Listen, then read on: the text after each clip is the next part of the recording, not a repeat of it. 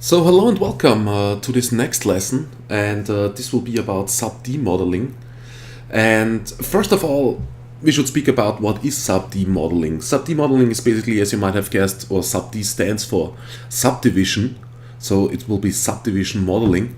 And what you can do with it is just simply smooth out objects, which can be sometimes really important.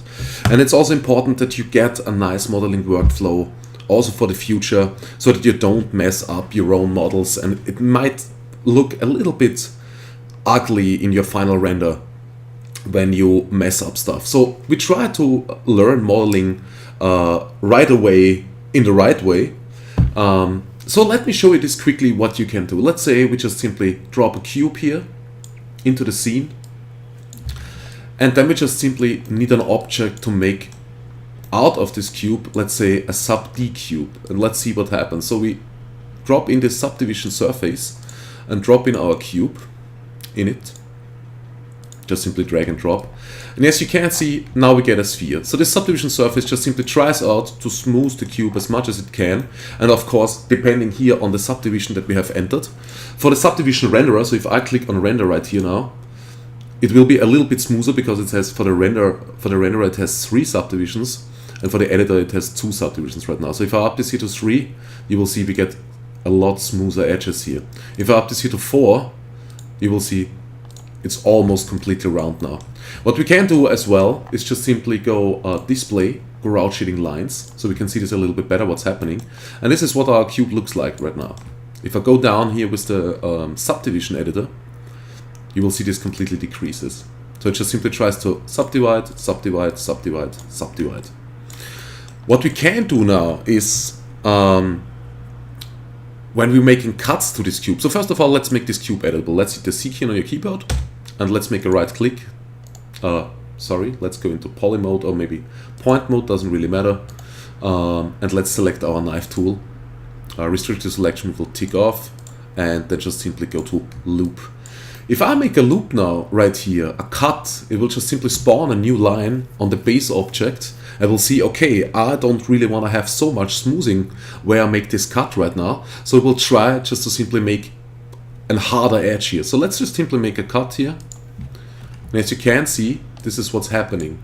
And if I make another cut here, and another cut here,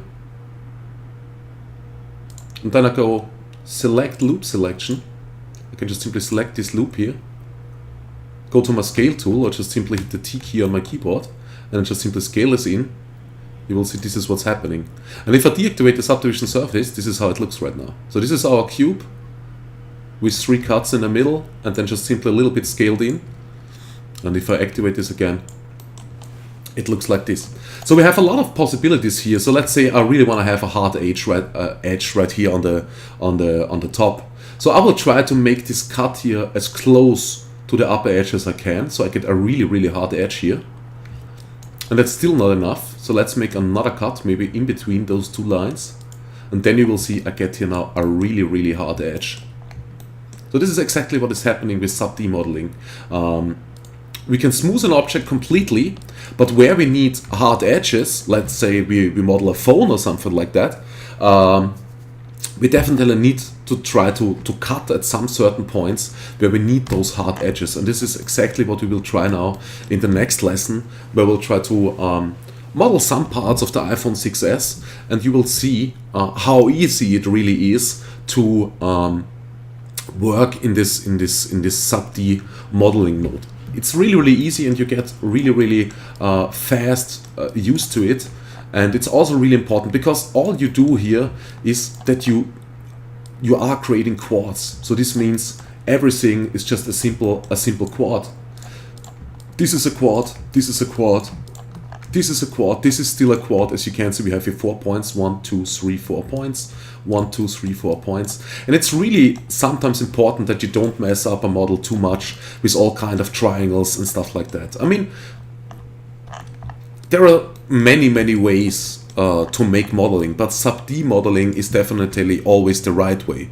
Also, you will often get some models from the client that are completely triangulated and just simply meshed because they're coming from AutoCAD or they're coming from some other 3D application, and they might be just triangle. This is just fine when the model wasn't messed up in the first place, and then just simply while it got exported, it just simply got completely triangled by the program itself, so you can better import it or whatsoever. So this doesn't really matter, but for yourself and what you try to model in the future, it's really important, I think, that you know the right way to model some stuff in the first place.